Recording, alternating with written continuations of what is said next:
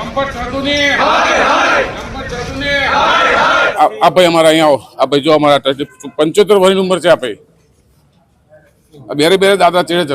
20 વર્ષથી સિસોદરા ગામમાં સંત મહારાજ નરપેરામ એ બહુ ખરાબ કામ એવા કરે છે. એટલા માંગણી છે કે આ મહારાજને આ જગ્યાએ તાત્કાલિક બરતરફ કરે, કારણ કે તંત્ર દ્વારા કોઈ જ એક્શન લેવામાં આવ્યું નથી.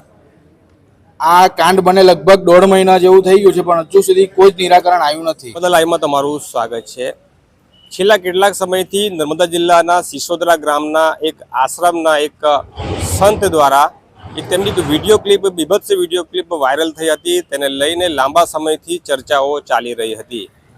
ત્યારે લાંબા સમય બાદ ફરી એક વખત તેમની બીજી પણ વિડીયો ક્લિપો વાયરલ થઈ છે. અને હવે આ મામલે જે સિસોદરાના જે ગ્રામજનો છે અને જે આશ્રમના જે ટ્રસ્ટીઓ છે તેઓ સામે આવ્યા છે અને તેઓ નર્મદા કલેક્ટર કચેરી ખાતે આવ્યા છે. તેમણે નર્મદા કલેક્ટરશ્રીને આ મામલે આ સંતને, આ મહારાજને ત્યાંથી તાત્કાલિક ધોરણે ગામમાંથી દૂર કરવા માટેની તેમણે માંગણી કરી છે. એ સાથે વધુમાં શું કહી રહ્યા છે સાંભળી લો તેમના શબ્દોમાં. અમારા સિસોદરા ગામમાં સંત મહારાજ નરપેરામ એ બહુ ખરાબ કામ એવા કરે છે. એટલા માટે આખા ગામમાં બગાડે છે. બધોને બોલાવીને એટલે અમે આવેદનપત્ર આપવામાં આવ્યા છે. અને એવા સંતો જોવે જ ના આવા સિસોદરા ગામ પર, એને કાઢવાનો જ છે ગામની બહાર.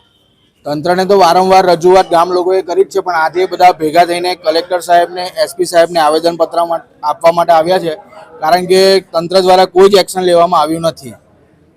આ કાંડ બને લગભગ 1.5 મહિના જેવું થઈ ગયું છે, પણ હજુ સુધી કોઈ જ નિરાકરણ આવ્યું નથી. 25/11 રોજ પોલીસ સ્ટેશનમાં સીડી સાથે રજૂઆત કરેલી છે. કલેક્ટર કચેરીમાં, એસપી કચેરીમાં, પોલીસ સ્ટેશનમાં, બધી જ જગ્યાએ કઈ જ હજુ એનું કોઈ જ નિરાકરણ આવ્યું નથી. એટલા માટે આજે બીજી વાર આવેદનપત્ર આપવા માટે કલેક્ટર કચેરીમાં આવવું પડ્યું છે. મહારાજ કઈ હમણાં સિસોદરામાં છે કે બીજે કઈ છે? સિસોદરામાં જ છે અને લગભગ રૂપિયા 500 આપીને કંઈક ભાડુઆત બેસાડેલા છે. એટલે ગામજનો ત્યાં જતા પણ નથી. એટલે કાયદેસરની કાર્યવાહી થાય તો સારું રહેશે. લુખ્ખા તત્વ જ હોય નહીં યાર. આવા માણસ પાસે લુખ્ખા તત્વ જ હોય, સારું માણસ તો કોઈ હોય જ નહીં. ક્યાંક ને ક્યાંક એ પણ સંકળાયેલો હોય એવું લાગે છે.